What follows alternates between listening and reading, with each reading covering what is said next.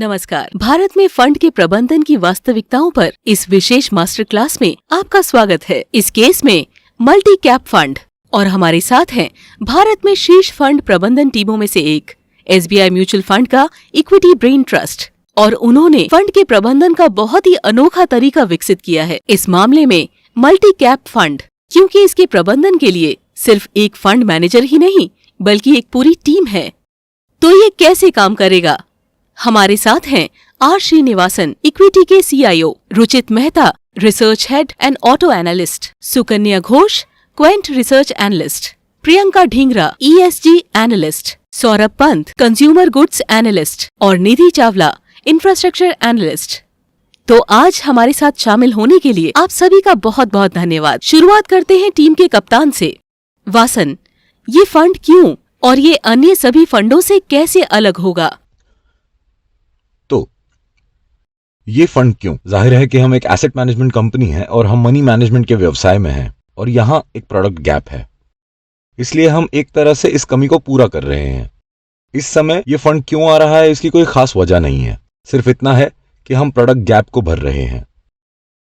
लेकिन जिस तरह से हम इस फंड को करने का इरादा रखते हैं वो बहुत ही अनोखा है।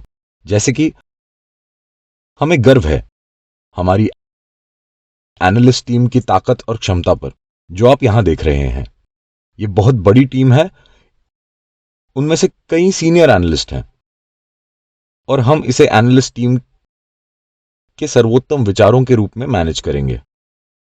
तो मतलब मुझे लगता है कि यह थोड़ा अनोखा है। जैसा कि हम किसी व्यक्ति की क्षमताओं को प्रभावी ढंग से कंबाइन या ऑप्टिमाइज करने की कोशिश कर रहे हैं। जैसे मुझे लीजिए, क्योंकि मैं पोर्टफोलियो मैनेजमेंट, साइजिंग के लिए जिम्मेदार हूं, साथ ही इफेक्टिव डिसीजन मेकिंग और पूरी निवेश प्रक्रिया के लिए आइडिया जनरेशन टीम से आती है और मुझे उस पर टिके रहना है और मैं इसके बारे में खुश हूं, इसलिए मुझे लगता है कि तो वो आपको पिच करते हैं और आप तय करते हैं कि क्या लेना है, या वे इसके साथ आते हैं और आपसे बात करते हैं? तो हम 350 से 366 स्टॉक्स का एक यूनिवर्स चलाते हैं। रुचित मुझे सही कर सकते हैं, शायद 10 स्टॉक इधर उधर होंगे। अब जब मैं कहता हूं कि हम इसे कवर करते हैं तो इसका मतलब है कि ये एक एक्टिव यूनिवर्स है, पैसिव यूनिवर्स के बाहर, जिसे भी हम देखते हैं। और एक्टिव यूनिवर्स को आमतौर पर एक सिफारिश की जरूरत होती है, इसके लिए एक टारगेट प्राइस की जरूरत होती है, इसके लिए एक अर्निंग्स मॉडल की जरूरत होती है। इसे अपडेट करने की जरूरत है क्योंकि हम मैनेजमेंट से मिल रहे हैं जो आप नियमित रूप से इन कंपनियों पर चैनल चेक्स कर रहे हैं। ये ऐसी 360 कंपनियों की सूची है। अब उसके अंदर हमारे पास लगभग, अगर मुझे सही याद है, तो 80 ऑड बाय रिकमेंडेशंस हैं। तो खरीद हायर कन्विक्शन है। मैं इन आइडियाज में से चुनूंगा, इसलिए ये एनालिस्ट टीम के बेस्ट आइडियाज हैं और मुझे ये भी निर्देशित किया जाता है कि वो कहाँ अधिक इंटेंस है और वो कौन से स्टॉक ज्यादा पसंद करते हैं, क्योंकि वो इसे एक रैंक देते हैं और उनके पास एक कॉन्फिडेंस कोड होता है। हमारे पास टारगेट प्राइसेस की रेंज है जो उम्मीदों की संभावना पर आधारित है। तो ये कुछ ऐसा है कि जो हम कर रहे हैं सालों से। तो उस तरह से ये प्रोसेस हमारे लिए नया नहीं है, क्योंकि हम हमेशा एक एनालिस्ट सेंट्रिक हाउस रहे हैं। ये सिर्फ इतना है कि मीडिया हर समय पोर्टफोलियो मैनेजर को दिखाता है। मैं कल्पना कर सकती हूँ कि आप जानते हैं कि हर किसी की एक भूमिका होती है। ये सिर्फ एक व्यक्ति नहीं है। मैं मानती हूँ कि इसलिए मैं इसे कैसे कहूँ, एक स्ट्राइकर है लेकिन एक मिडफील्डर है जो गेंद को फील्ड करता है, एक स्पाइकर है लेकिन एक सेटर है। और अब लगता है कि भारत में हर कोई समझ गया है। क्रिकेट को जानने वाला कोई भी व्यक्ति समझ सकता है कि इसको कैसे मैनेज किया जाएगा। तो आपको इस मल्टी कैप को यूनिक बनाने का आइडिया कहाँ से आया, ताकि फंड मैनेजमेंट में हर किसी की आवाज हो? तो ये कुछ ऐसा है जिसके बारे में हम सोच रहे हैं, और मैं एग्जैजरेट नहीं कर रहा हूं जब मैं कहता हूं कि हम पिछले 9-10 वर्षों से इस बारे में सोच रहे हैं और हम लागू कर रहे हैं और हम पैसा लगा रहे हैं जहां हमारा ध्यान असली फंड में है, अगर ज्यादा नहीं तो पिछले 7 वर्षों से। इसलिए हम इस तथ्य को लेकर बहुत एडमेंट हैं कि परफॉर्मेंस जरूरी है। लंबी अवधि में क्या जरूरी है? ये परफॉर्मेंस की कंसिस्टेंसी है। और हम अपने हाउस में परफॉर्मेंस कंसिस्टेंसी कैसे सुनिश्चित करते हैं, और जिस पर हम एक हाउस के रूप में फोकस करने का प्रयास कर रहे हैं। उदाहरण के लिए इन्वेस्टिंग फिलॉसफी और हमारे हाउस में एक फिलॉसफी है, और हम कई सालों से सब कुछ करने की कोशिश नहीं कर रहे हैं। मैं यहाँ 2009 से हूँ, यानी 12 साल। इसलिए इन 12 वर्षों में से 10 के लिए हमने स्टॉक इलेक्शंस पर ध्यान दिया है और हमने कहा कि हम यही सबसे अच्छा करते हैं और इसी पर हम ध्यान देंगे। और स्टॉक सिलेक्शन के लिए एक फिलॉसफी है, लेकिन अब हम लैटरल रिसर्च में हैं। उदाहरण के लिए सुकन्या क्वांटिटेटिव मॉडल में शामिल है, वो बहुत सारे लैटरल रिसर्च करती है और हमारे पास एक एसेट एलोकेशन फ्रेमवर्क है। इसलिए एक बार जब हमें यकीन हो गया कि हमारे पास फ्रेमवर्क है तो हम उसमें शामिल हो गए। इसके लिए क्लियर फिलॉसफी चाहिए कि हम यही करते हैं और फिर इसे ठीक से करें, फिर प्रोसेस पर काम करें, क्योंकि हम जानते हैं कि क्या करना है। देखिए, निवेश क्या है? सही निवेश या होली ग्रेल, एक मजबूत बिजनेस मॉडल खरीदें, फिर अच्छे लोगों को उचित मूल्यांकन पर खरीदें। सब जानते हैं, पर आपने कैसे किया? तो एक प्रोसेस है जिसमें आइडिया जनरेशन शामिल है। रुचित शायद इसे बेहतर तरीके से समझाएंगे। ग्राइंड करने के बारे में, अपने चैनल चेक्स करने के बारे में, ये पता लगाने और कहने की कोशिश करना है कि ये एक अच्छा व्यवसाय है, इस पर बहस करना, लड़ना, ये एक अच्छा मैनेजमेंट है। ये कुछ ऐसी चीजें हैं जिन पर आपको काम करने की जरूरत है और इस पर काफी समय लगाना होगा, तो ये जरूरी है। इन्वेस्टमेंट प्रोसेस दूसरा कोण है, और तीसरा और सबसे महत्वपूर्ण कोण जो आपके दिमाग में आता है, ये सुनिश्चित करना है। और हमने हमेशा एक घर के रूप में माना है कि हमारे लिए एनालिस्ट पोर्टफोलियो मैनेजर से ज्यादा महत्वपूर्ण है। मैं पोर्टफोलियो प्रबंधकों को निराश नहीं करना चाहता। मैं जो बात कह रहा हूं वो ये है कि पोर्टफोलियो मैनेजर भी एक एनालिस्ट है। इसलिए जब मैं कहता हूं कि एनालिस्ट ज्यादा जरूरी है, तो पोर्टफोलियो फंक्शन की तुलना में एनालिस्ट फंक्शन अधिक महत्वपूर्ण है। अब ये बहुत जरूरी है कि आप दोनों को एक कर लें। एनालिस्ट के बारे में ज्यादा रिगर और ज्यादा रिसर्च है, और पोर्टफोलियो मैनेजर एक एलोकेटर है और वो अच्छी तरह से साइज करते हैं, और आपको दोनों जोड़ना होगा। और हमने इसमें बहुत समय और प्रयास लगाया है, मुझे लगता है, और मैं इस पर विश्वास करना चाहूंगा और मुझे आशा है कि ये लोग सहमत होंगे कि हमने एक फ्लैट स्ट्रक्चर बनाई है। इसीलिए मैं वास्तव में कप्तान या बॉस नहीं हूं, मैं हूं, लेकिन ये एडमिनिस्ट्रेशन है और ये पेनफुल है, लेकिन कार्यात्मक रूप से एक रिवर्स अकाउंटेबिलिटी स्ट्रक्चर है। इसलिए मैं ऐसा कुछ नहीं खरीद सकता जो एनालिस्ट नहीं खरीद सकते। खरीद सकता हूं, लेकिन मुझे जस्टिफाई करना होगा, क्योंकि ये माना जाता है कि एनालिस्ट सही है। तो ये कुछ ऐसा है जिस पर हम एक टीम के रूप में काम कर रहे हैं, और एक तरह से ये उस प्रक्रिया का कल्मिनेशन पॉइंट है। हम इसे टीम की हाई कन्विक्शन आइडिया के रूप में चलाना चाहते हैं। ठीक है, तो मुझे टीम से पता लगाने दें कि वे इसके बारे में क्या सोचते हैं। इनपुट और आउटपुट दोनों महत्वपूर्ण है, जिसकी हम सभी सराहना कर सकते हैं। लेकिन सौरभ, फंड मैनेजमेंट ये हमेशा फंड मैनेजर के बारे में नहीं रहा है। हमने जो फ्लैट स्ट्रक्चर बनाई है उसके संदर्भ में वासन ने जो कहा, मुझे लगता है हम वास्तव में विश्वास करते हैं कि ये अल्फा मेल के बारे में नहीं है जो इन्वेस्टमेंट मैनेजमेंट में बेहतर काम कर सकते हैं। मुझे लगता है कि प्रत्येक व्यक्ति अपने क्षमता के दायरे से सीमित होता है और प्रत्येक व्यक्ति में अपने स्वयं के बायसेस और स्टाइल होता है। और मुझे लगता है कि इस फंड के साथ हमारा लक्ष्य यह है कि एक सामूहिक टीम के रूप में हम रद्द करने में सक्षम है इनमें से कुछ बायसेस, और उम्मीद है कि इन्वेस्टमेंट मैनेजमेंट में बेहतर काम करेंगे। ठीक है रुचित, इसे देखने का एक तरीका है जब कोई कहता है कि एक बच्चे को पालने के लिए एक गांव की आवश्यकता होती है, इसीलिए मैं टीम वर्क के महत्व को समझ सकती हूँ। दूसरी ओर ये देखा जाता है कि बहुत से रसोइये शोरबा को खराब कर देते हैं। तो क्या ऐसा लगता है कि डिसीजन मेकिंग में बहुत से लोग शामिल हैं? जो आपका प्रोसेस है ये अंततः हानिकारक हो सकता है। वैसे ये एक बहुत ही वाजिब चिंता है। मुझे लगता है जिस तरह से हम इसे देखना चाहते हैं, आइए क्रिकेट की एनालॉजी देखें। आपके पास मैदान पर 11 लोगों की एक टीम है, लेकिन इसके पीछे के छोर पर उन 11 लोगों की मदद करने के लिए आपके पास बहुत सारे लोग हैं, चाहे वो फिजियोथेरेपिस्ट हो या ये वाटर बॉय या कोई है जो ये सुनिश्चित करता है कि कपड़े, बल्ला इत्यादि सब तैयार है। तो यहाँ जब आप इसके बारे में सोचते हैं, पोर्टफोलियो मैनेजर कलाकार की तरह है। उसे एक खाली कैनवास दिया गया है। एनालिस्ट टीम पैलेट में रंगों के विभिन्न सेटों का प्रतिनिधित्व करते हैं और पोर्टफोलियो मैनेजर को ये निर्णय लेना होता है कि पोर्टफोलियो कैसा बनाया जाए।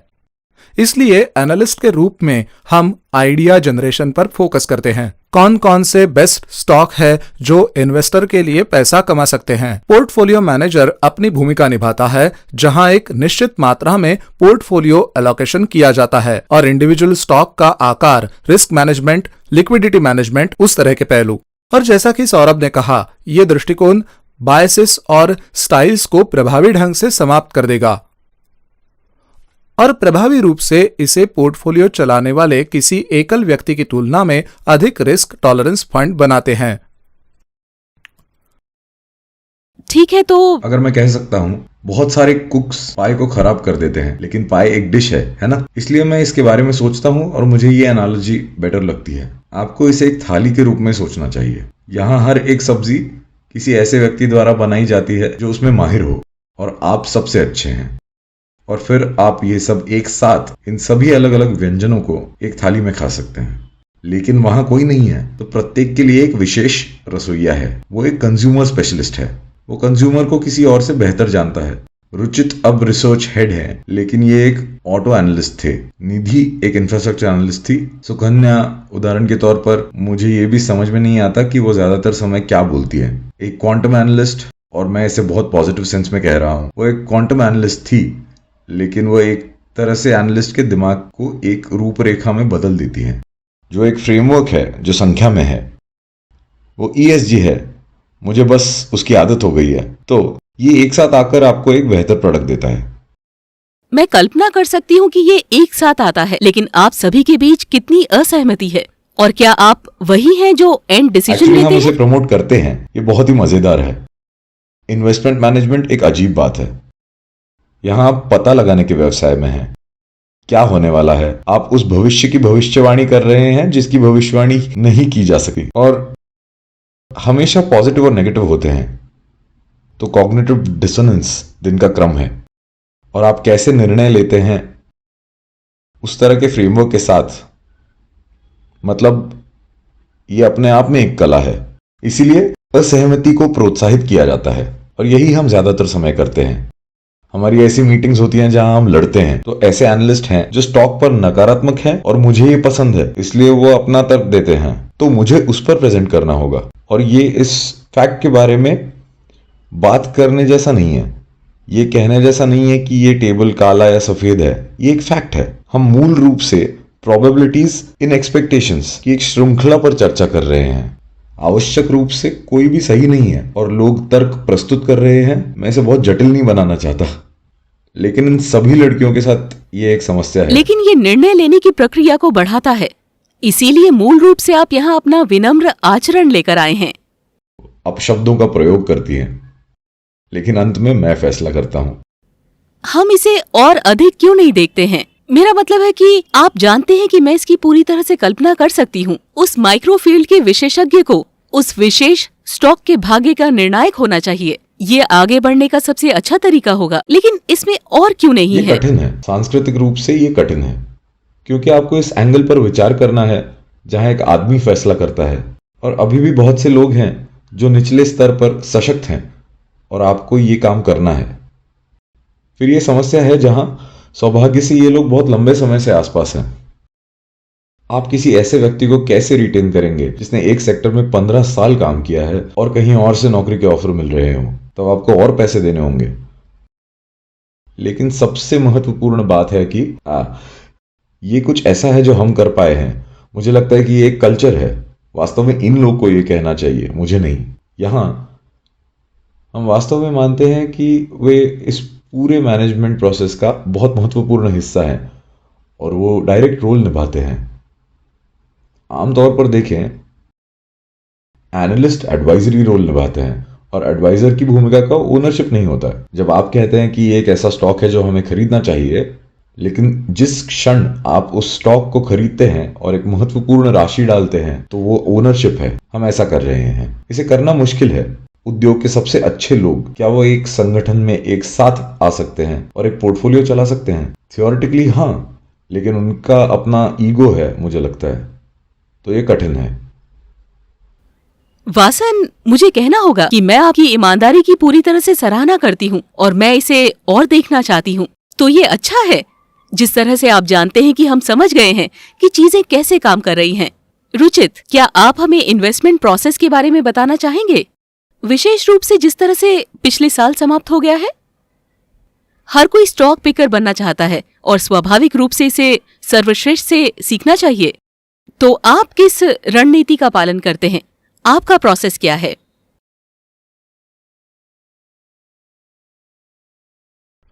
इसकी शुरुआत आइडिया जनरेशन से होती है। सुकन्या और हमारी टीम बहुत सारे स्क्रीनर्स और बहुत सारे क्वांटिटेटिव मॉडल्स के माध्यम से जाती है, ये देखने के लिए कि किस तरह के पोटेंशियल स्टॉक्स आइडियाज मौजूद है। फिर ये स्कटलबट के मंच पर चला जाता है। यहाँ हम धरातल पर बहुत सारे चैनल चेक करने, लोगों से मिलने का प्रयास करते हैं और यहाँ हम इस पर बहुत जोर देते हैं क्योंकि ये प्रक्रिया ही विचारों का स्रोत हो सकती है। आप एक प्रतियोगी की मैनेजमेंट से मिलते हैं और वो व्यक्ति आपको बहुत से अन्य लोगों की प्रतिक्रिया देगा। कई बार ऐसा हुआ है जब एक कंपनी की जांच करते समय हम वास्तव में बाहर जाते हैं और दूसरी कंपनी या प्रतिस्पर्धी में भी खरीदारी करते हैं। हमने उस पर ESG के एक बहुत विस्तृत परत तैयार की है। प्रियंका आपको उस पर भी विस्तृत अपडेट दे सकती हैं। फिर हम में से हर कोई एक क्वालिटेटिव थीसिस लिखता है। मैं इस व्यवसाय का एक हिस्सा क्यों लेना चाहता हूं, और ये मूल्यांकन के बारे में एग्नोस्टिक नहीं है, लेकिन मैं इसका मालिक क्यों बनना चाहता हूं।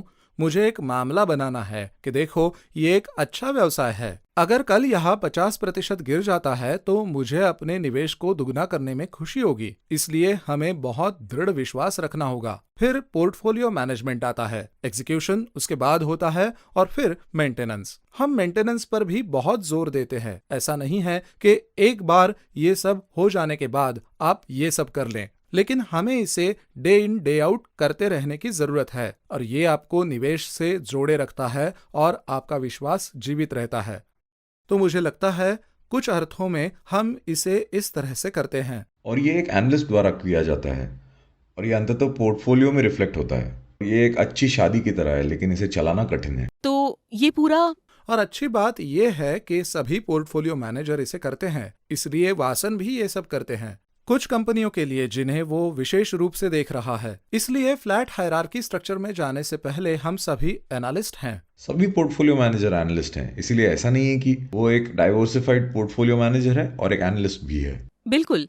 तो आपका पैसिव यूनिवर्स 600 से अधिक स्टॉक है और एक्टिव यूनिवर्स 360 ऑड है ना? और फिर आप 80 पर कॉल्स खरीदते हैं। ओरिजिनल आइडिया कैसे उत्पन्न होता है और फिर इसे आपके पास एक कॉम्पैक्ट पोर्टफोलियो के लिए कैसे अंतिम रूप दिया जाता है? जैसा कि मैंने कहा, हमने शुरू करने के लिए बहुत सारे क्वांटिटेटिव टूल्स किए हैं। हमारे पास स्क्रीनर्स, क्वांट मॉडल्स का अपना एक सेट है जिसे हम समय समय पर चलाते हैं, और हर हफ्ते हम इनमें से कुछ मॉडलों की स्क्रीन करते हैं। और ये एक मशीन की तरह है। ये कहता है, देखो इस विचार को देखो। हमारे पास एक बेस्ट आइडियाज पोर्टफोलियो डिस्कशन है जहां हर एनालिस्ट एक स्टॉक को पिच करता रहता है जो उन्हें पसंद है। एक बार जब वो 7 लेयर अप्रोच से गुजरते हैं और किसी विशेष स्टॉक पर दृढ़ विश्वास के साथ सामने आते हैं, हम समय समय पर बहुत चर्चा करते हैं। वो चर्चाएं हर गुरुवार को होती हैं, और कई बार हम रात के 9 या 10 बजे तक किसी विशेष स्टॉक पर चर्चा करते हुए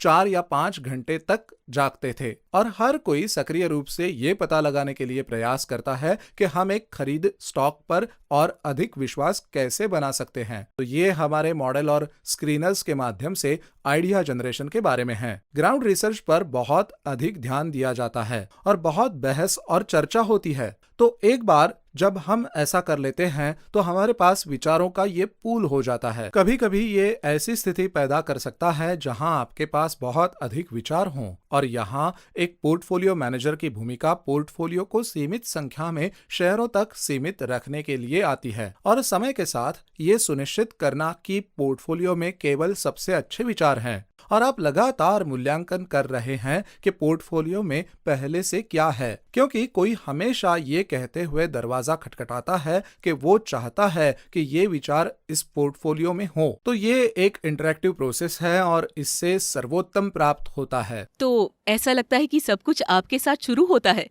सुकन्या और वासन ने हमारी रुचि को चरम पर पहुंचा दिया है कि आप क्या करते हैं। क्या आप हमें बता सकते हैं कि वास्तव में क्वांटिटेटिव एनालिसिस क्या है और ये वैल्यू कैसे जोड़ता है? इसीलिए क्वांट रिसर्च सामान्य तौर पर पूरी निवेश प्रक्रिया में अनुशासन लाता है। और क्योंकि ये डेटा संचालित है, यह इन सभी व्यावहारिक पूर्वग्रहों को समाप्त करता है जो फंड मैनेजरों के पास हो सकते हैं। इससे निवेश शैलियों में विविधता आती है। तो हमने जो करने की कोशिश की है, हमने एक इन हाउस क्वांट मॉडल बनाया है जो हमें स्टॉक की एक विस्तृत श्रृंखला को कवर करने में मदद करता है और शुरुआती संकेतों को देख सकता है, और इसका उपयोग रिसर्च टीम द्वारा उनके लिए स्टॉक आइडियाज बनाने के लिए किया जाता है। ठीक है, तो वो और भी ये बहुत पूरा कुछ करती है। ठीक है, मुझे लगता है कि आप सब कुछ बताना नहीं चाहते हैं, जो ठीक है। लेकिन ये पूरा प्रयास इन स्टॉक आइडियाज में से प्रत्येक के पीछे ओनरशिप लाने का है, और ये केवल कागजी पोर्टफोलियो चलाने के लिए नहीं है। वास्तव में एक कागजी पोर्टफोलियो सही अर्थों में जवाबदेही नहीं लेता है। एक विश्लेषक एक पेपर पोर्टफोलियो के साथ स्टॉक की सिफारिश कर सकता है, लेकिन एक लाइव पोर्टफोलियो के साथ यह पूरी तरह अलग है। इसीलिए एक कागजी पोर्टफोलियो में एक तरल स्टॉक से बाहर निकलना बहुत आसान होता है, लेकिन असल जिंदगी में लिक्विडिटी और कीमत के बारे में सोचना पड़ता है। इसीलिए इस फंड में हम सही जवाबदेही लाने की कोशिश कर रहे हैं, जहां विश्लेषक की सिफारिशों का उपयोग उनके जीवन पोर्टफोलियो में किया जाएगा। हाँ, इस तरह से बहुत सारे करियर समाप्त हो गए होंगे, बस इक्विलेट स्टॉक से बाहर निकालने की कोशिश में। प्रियंका, अब आपकी ट्रैकिंग ESG, इसमें एक और परत जुड़ गई है। वास्तव में कहें तो ESG की ये परत फंड मैनेजमेंट में कैसे काम करती है? रूप से हमारे पास हमारे इक्विटी यूनिवर्स में ESG परत का एकीकरण है। और हम क्या करने की कोशिश करते हैं, हम ESG पिलर्स को देखते हैं और मटेरियल पैरामीटर्स को देखते हैं। और जब मैं ESG पैरामीटर कहता हूँ तो वो केवल एक्स्ट्रा फाइनेंशियल पैरामीटर्स नहीं है, वे पैरामीटर हैं जो किसी कंपनी के लिए वित्तीय रूप से महत्वपूर्ण बनने की क्षमता रखते हैं। और हम ये एनालिसिस अपने सभी एक्टिव पोर्टफोलियो पर करते रहते हैं, और हमारा बहुत ही एंगेजमेंट ओरिएंटेड अप्रोच है। हम कंपनियों का विश्लेषण करने और उसे अंक देने तक ही सीमित नहीं है, और जब हमारे एनालिसिस रेड फ्लैग की ओर इशारा करता है तो हम कंपनियों से बात करते हैं।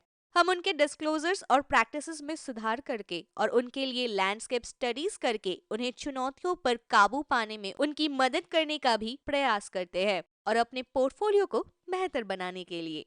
और ये एक ऐसी प्रक्रिया है जो पूरे इन्वेस्टमेंट प्रोसेस में सहायता करती है, क्योंकि कुछ जोखिम हो सकते हैं जो वर्तमान में वित्तीय नहीं दिख रहे हैं और फाइनेंशियल एनालिस्ट ने उन्हें पकड़ा नहीं है, लेकिन हम किसी भी तरह के छिपे हुए जोखिमों के लिए पूरे यूनिवर्स की निगरानी करते रहते हैं जो अभी स्पष्ट नहीं है और निकट या दूर भविष्य में कंपनी को प्रभावित कर सकता है।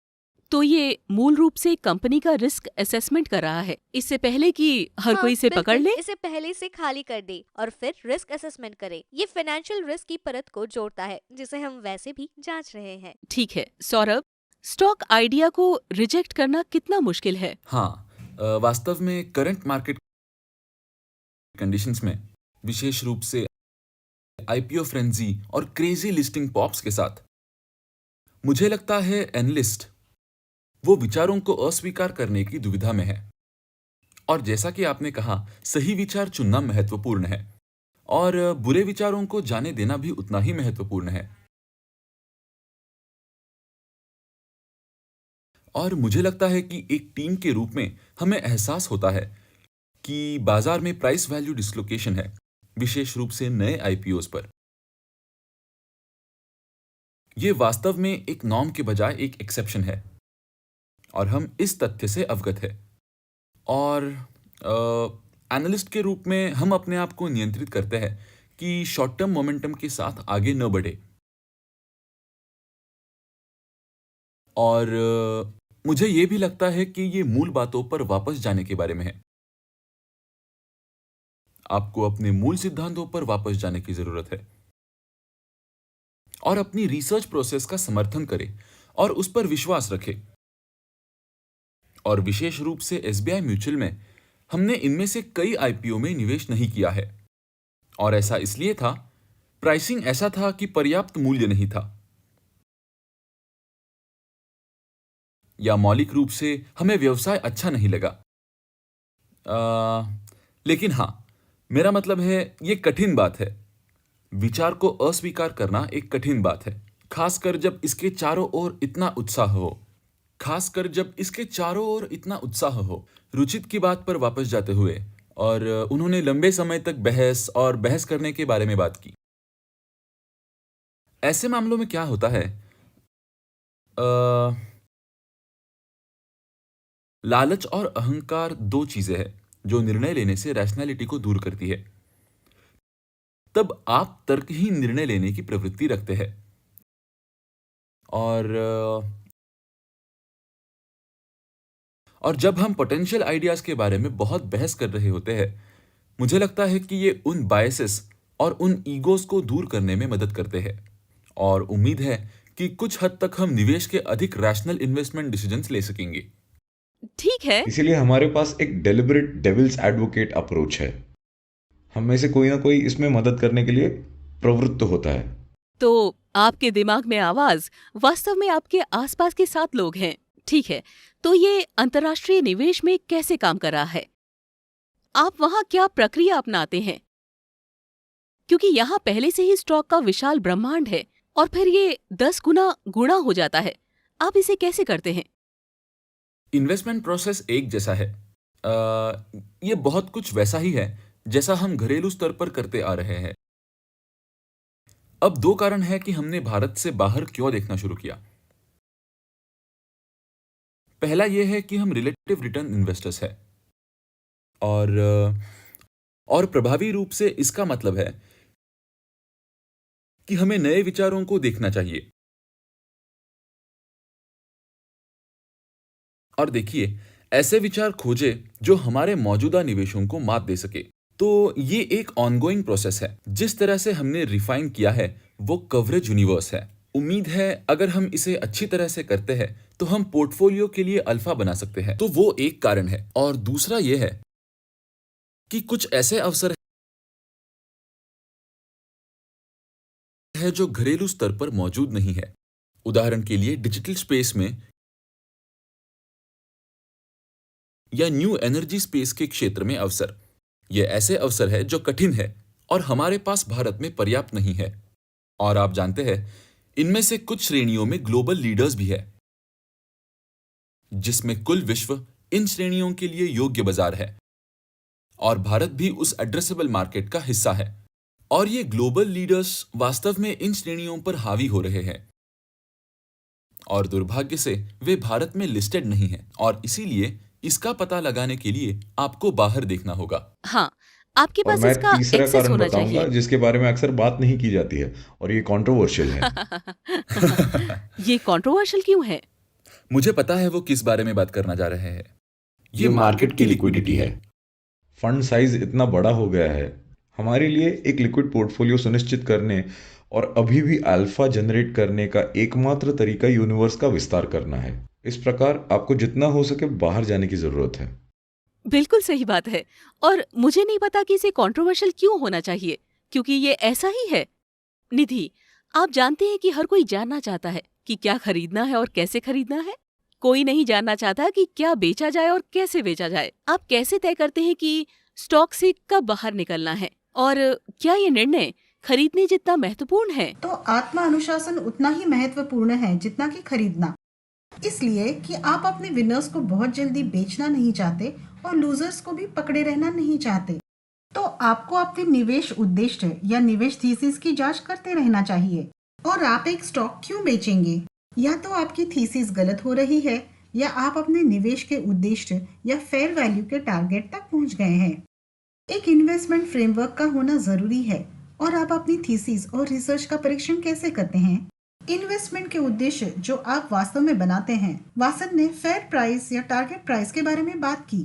इस तरह की विस्तृत चर्चा बहुत मदद करती है, क्योंकि आप जो एक एनालिस्ट या एक सेक्टोरल एक्सपर्ट के रूप में हैं, आप बहुत सी ऐसी चीजों को देखते हैं जो पोर्टफोलियो मैनेजर दिन प्रतिदिन नहीं देख पाते।